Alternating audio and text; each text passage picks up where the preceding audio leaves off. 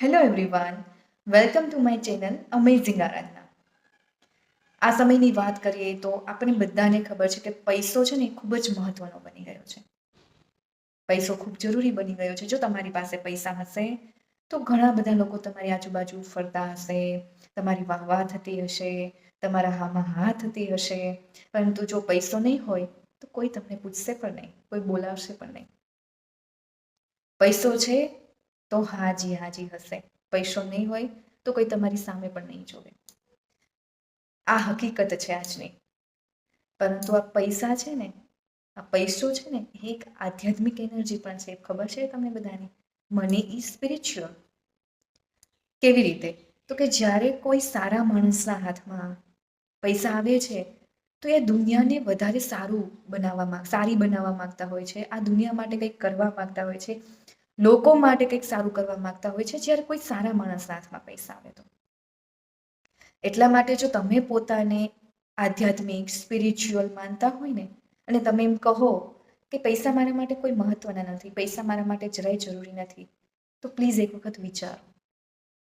કેમ કે પૈસા છે ને એક આધ્યાત્મિક એનર્જી પૂરી પાડે છે. આ સ્પિરિચ્યુઅલ એનર્જી તમારી રીચને વાયરલ કરે છે અને એ તમને હાયર વાઇબ્રેશનથી કનેક્ટ કરે છે.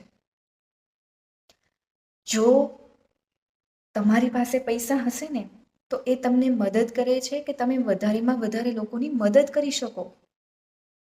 જો તમારી પાસે પૈસા હશે તો તમે ડોનેશન કરશો અને એ ડોનેશનથી ઘણા લોકોનું જમવાનું પૂરું પાડી શકો. એવી જ રીતે જો તમારી પાસે પૈસા હશે તો તમે જરૂરિયાતમંદ લોકોની મદદ કરી શકો છો. તમે દેશ માટે કોઈ સારું કામ કરી શકો છો, દુનિયા માટે કોઈ સારું કામ કરી શકો છો અને લોકો માટે પણ ઘણા સારા કામો કરી શકો છો તમારી પાસે પૈસા હશે તો. કારણ કે અત્યારે બધું પૈસાથી જ થાય છે અને જો તમારી પાસે પૈસા હશે તો તમે કોઈ બીજાને મદદ કરી શકશો ને. અને જ્યારે તમે કોઈ જરૂરિયાતમંદ લોકોને મદદ કરો અને કોઈને જમવાનું પૂરું પાડો અને જ્યારે એ સામેવાળી વ્યક્તિ ઉપર જે હાસ્ય હોય, જે એની ખુશી હોય ને, એ તમને અંદરથી એક આત્મસંતોષ પૂરો પાડે છે. એક પ્રકારની શાંતિ તમને અંદર આવે છે કે મેં કોઈને ખુશ કર્યા. એ જે વ્યક્તિને તમે મદદ કરી છે ને એની જે આંતડી તમે સુખી કરી છે એના અંતરાત્માને, એનાથી વધારે ખુશી કોઈ ના હોઈ શકે. અને એ ક્યારે બનશે? જ્યારે તમારી પાસે પૈસા હશે તો, અને તમે એ પૈસાથી એને મદદ કરી શકશો ત્યારે તમને જે પરમ શાંતિનો અનુભવ થાય છે ને, એ એક પ્રકારની આધ્યાત્મિક એનર્જી જ છે, એક પ્રકારની આધ્યાત્મિક શક્તિ જ છે.